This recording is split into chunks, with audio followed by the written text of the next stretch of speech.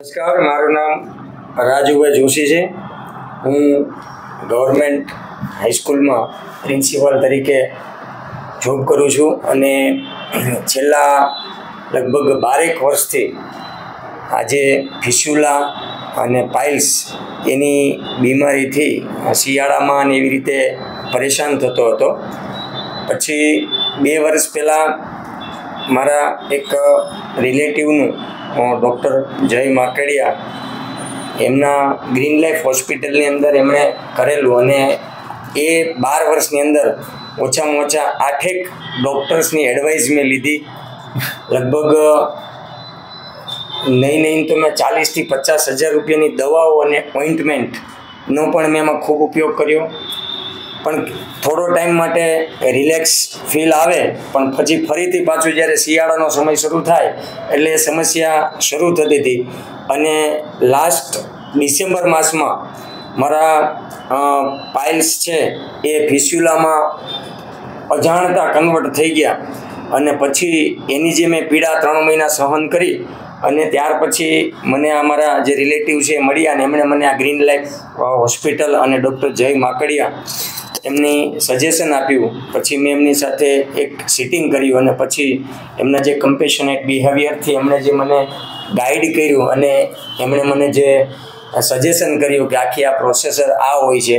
એમણે પોતે ચિત્રકારની જેમ ડ્રો કરી અને આખી પ્રોસેસર સમજાવી, એમના 12 વિડીયો બતાવ્યા અને મને સેટિસ્ફેક્શન મળ્યું. અને ત્યાર પછી ઓપરેશન કરવાનું નક્કી કર્યું.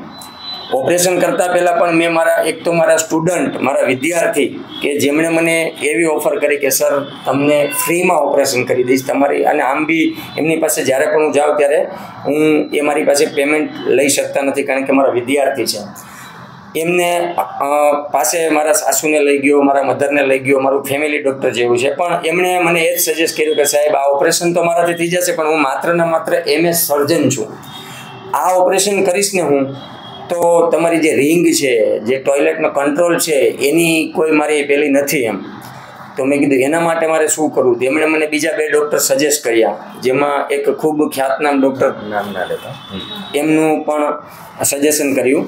અને ત્યાર પછી મને એમણે કહ્યું કે આવું એક છે. અને ત્યારે મારા રિલેટિવ છે એમણે મને કીધું કે આ પીડામાં હું પણ હતો અને મને એક સજેશન કર્યું. પછી ડૉક્ટર નિધિ પટેલ એના મારા સંપર્ક થતાં એમણે કહ્યું કે મારા ફ્રેન્ડના ફ્રેન્ડ છે અને એ ખૂબ સારી સારવાર ક્ષાર સૂત્ર પદ્ધતિથી કરે છે.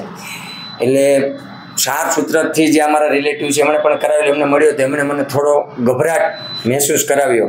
પરંતુ જેટલું મારા આંતરમનની અંદર અને વિચારોમાં હતું એવું કશું થયું નહીં. જેવું સાહેબનું કહેવાનું હતું કે લેસ કટિંગ, લેસ પેન અને લેસ આફ્ટર ઓપરેટિંગ સિસ્ટમ, અને એમાં જે હિલિંગ એ બધું એકદમ ઝડપથી અને સારું થશે. 12 વર્ષની મારી પીડા માત્ર ને માત્ર 1 માસ અને 18 દિવસની અંદર સંપૂર્ણ સ્વસ્થ અવસ્થામાં મને લાવી આપી અને મારો કંટ્રોલ બચાવી અને મને જેવું પહેલાં જેવું જ મારું લાઈફસ્ટાઈલ હતી એ સ્ટાઇલ મને કરી આપી. એ બદલ હું ડૉક્ટર જય માકડિયા સાહેબનો હૃદયપૂર્વકનો આભારી છું. અને મિત્રો, હું પણ તમને સજેસ્ટ કરું છું કે ઓપરેશન કરાવવાની પરિસ્થિતિનું નિર્માણ થાય ત્યારે એક વખત અવશ્ય ડૉક્ટર જય માકડિયા અને એમના શ્રીમતીજી ડૉક્ટર રશ્મિબેન માકડિયાની અવશ્ય મુલાકાત લેવી. કારણ કે બંનેનો નેચર અને એમનું જે બિહેવિયર છે એકદમ કમ્પેશનેટ છે અને તમારી સાથે પોતાના આત્મીજન જેવો વ્યવહાર કરે છે. તેઓ પોતાના પર્સનલ નંબર પણ આપે છે અને પર્સનલી પણ કેર કરે છે અને 24 અવર તમારું ફોલોઅપ લે એવી આખી સિચ્યુએશન નિર્માણ કરી અને તમને જલ્દીથી જલ્દી સારા થાવ એવું આખું એનું ગેટઅપ અને સેટઅપ છે. એમનો સ્ટાફ પણ સારો છે અને હોસ્પિટલની અંદર ફેસિલિટીઝ પણ સારી છે.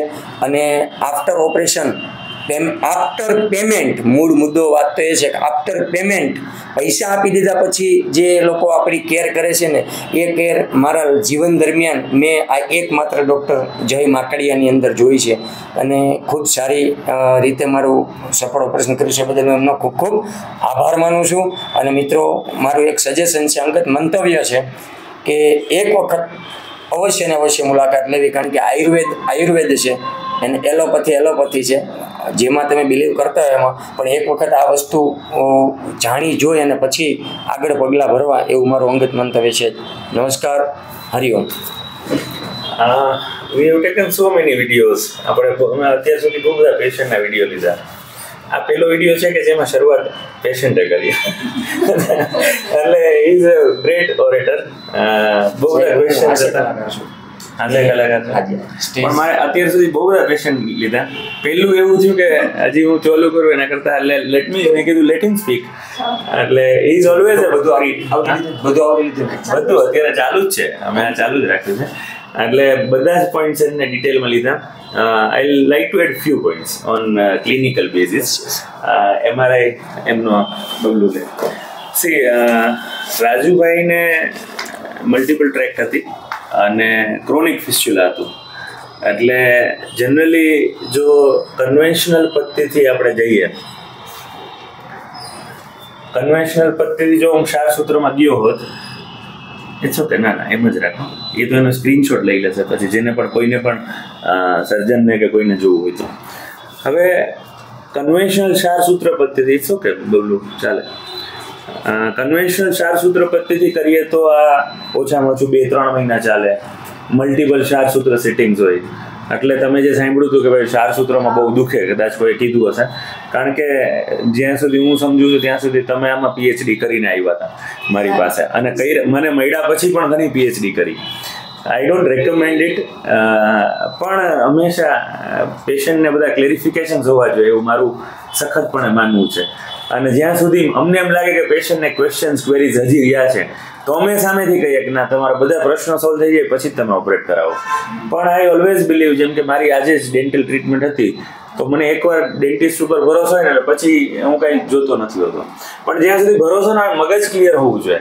સો એમને પણ ઘણી ક્વેરીઝ હતી, બીક હતી કે ભાઈ મને બહુ દુખશે ક્ષારસૂત્ર પછી, રાઈટ, એવું હશે તમને.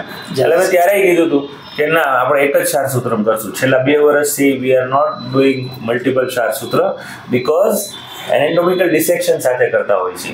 સ્ફિન્ક્ટર સ્પેરિંગ સર્જરીઝ એલોંગ વિથ ક્ષારસૂત્ર, એટલે પાર્શિયલ ફિસ્ચ્યુલેક્ટોમી તો કરીએ જ, પણ સ્ફિન્ક્ટર, એક્સટર્નલ સ્ફિન્ક્ટરને બચાવવા માટે જે પણ ડિસેક્શનમાં અમે મોડિફિકેશન્સ કર્યા છે, it is helping a lot. I think તમને એક જ ક્ષારસૂત્ર મૂકેલો છે. સાચી છે. આ MRIમાં વી હેવ ગિવન ઓનલી 1 ક્ષારસૂત્ર, અને અત્યારે એબ્સોલ્યુટ કંટ્રોલ છે સ્ફિન્ક્ટરનો, અને ઇટ ઇઝ ઓલમોસ્ટ કમ્પ્લીટલી હીલ્ડ. એટલે એ માન્યતા જે હોય છે, ક્ષારસૂત્રથી પાછું નથી થતું બધાને ખબર છે, ક્ષારસૂત્રથી રિંગ નથી કપાતી એ બધાને ખ્યાલ છે. પણ લોકોમાં એવું હોય છે કે ક્ષારસૂત્ર એટલે બહુ પેઇનફુલ, તો એવું હવે નથી રહ્યું.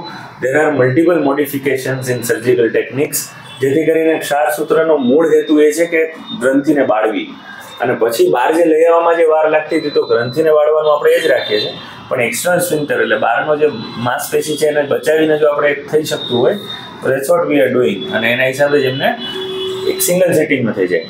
અપાર્ટલી ક્ષારસૂત્ર કરવાથી ફાયદો એ થાય છે કે નોર્મલ કામ બધું કરી શકતા હોય છે પેશન્ટ. વી રેકમેન્ડ કે તમે કામ કરો, બધું જ કામ કરો ઓપરેશન પછી, 1 દિવસના આરામ પછી. પણ પેશન્ટને ઘણીવાર કોન્શિયસનેસ હોય કે ના, મને પાછું ના થવું જોઈએ, એટલે આરામ કરતા હોય છે. પણ આમ તમે હલનચલન એ તો બધું તમે કરી જ શકતા હશો.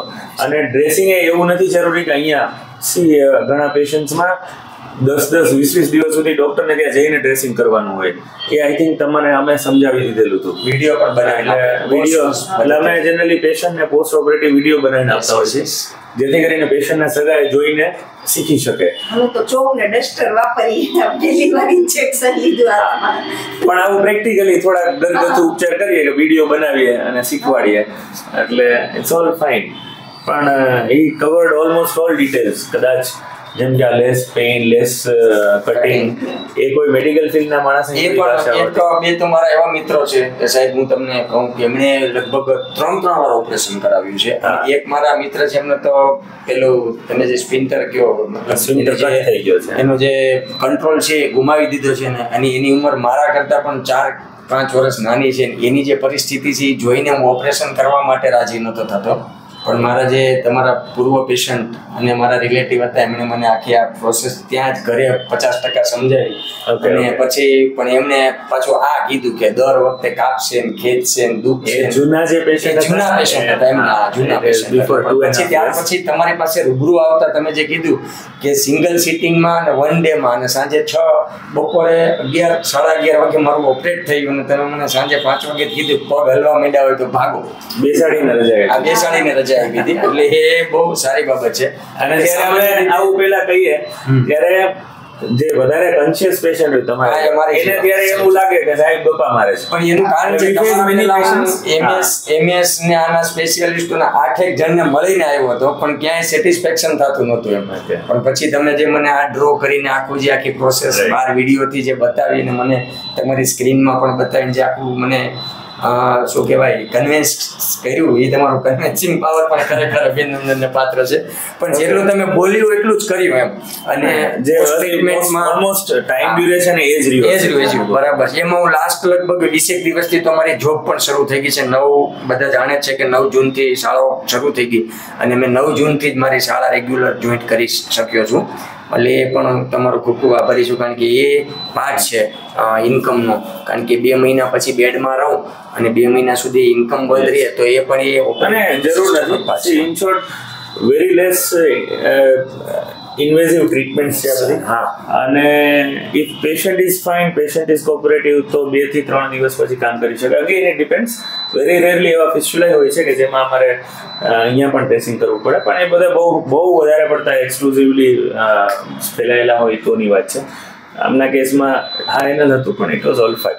સો ઇન શોર્ટ કટ થ્રુ બહુ બધા પેશન્ટ એવા છે કે જેને જોઈને પેશન્ટ નથી કરાવતા ફિસ્ટુલા, એટલે એ ડર નથી રાખવાનો. At the last main important એ વાત 100% સાચી છે. અને ઊંઘ નથી આવતી પેશન્ટ વી હેવ પેશન્ટ્સ કે જેમાં અહીંયા આવીને સુસાઇડલ ટેન્ડન્સી હોય. મને 1 વાર કરાવ્યું, 2 વાર કરાવ્યું, 3 વાર કરાવ્યું, પછી ચોથી વખત એને એમ જ હોય કે મને નથી મટવાનું, એટલે ના રહેવાય ના સેવાય એના જેવું છે. તો ઇન ધેટ કેસીસ એવું નથી હોતું. દરેક ફિસ્ટુલા મટી જ શકે છે. એવું મેં તો હજી સુધી વી હેવન્ટ ફેસ્ડ ઇટ કે ના માટે. હા, એના માટે અમારે થોડુંક અપડેટ કરવું પડે. ઘણીવાર ફ્યુ ચેલેન્જીસ આવતી હોય, વેરી રેર ફિસ્ટુલા કેસીસ, પણ એવું નથી હોતું. સો ડોન્ટ બી પેનિક. એ નિરાશ ના થાવ. ફિસ્ટુલાની સારવાર છે જ.